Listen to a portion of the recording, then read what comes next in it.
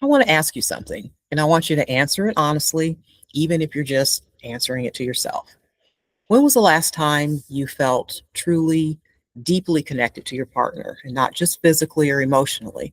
When was the last time intimacy felt easy instead of loaded?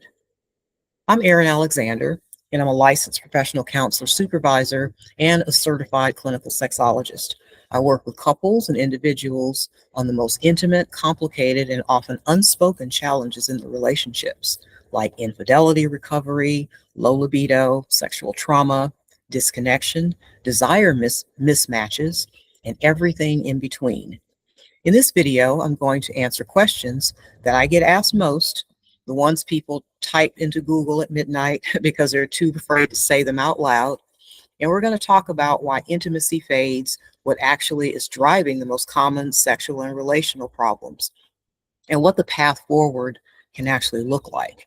There's no shame and no judgment. Let's get started.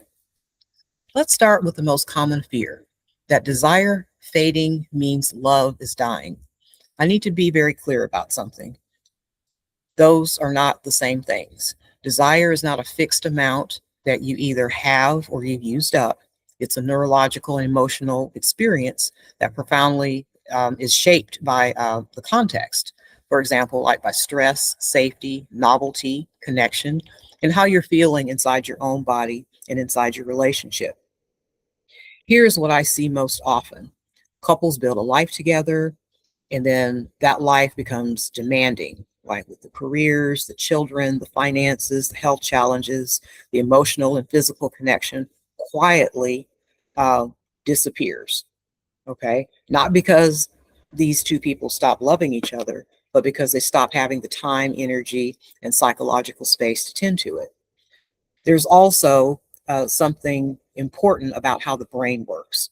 Early in relationships, the brain releases dopamine in response to newness, a new person, new experiences, new uncertainty. And then over time, as the relationship becomes familiar and safe, that dopamine response naturally decreases. That doesn't mean it's a failure. This is biology doing exactly what it was designed to do.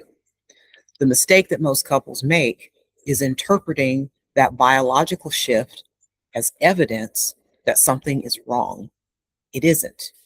It's an invitation to build a different kind of intimacy, one that's deeper, more intentional, and ultimately more sustainable than the chemistry of new love. But you have to actively build it. It doesn't maintain itself.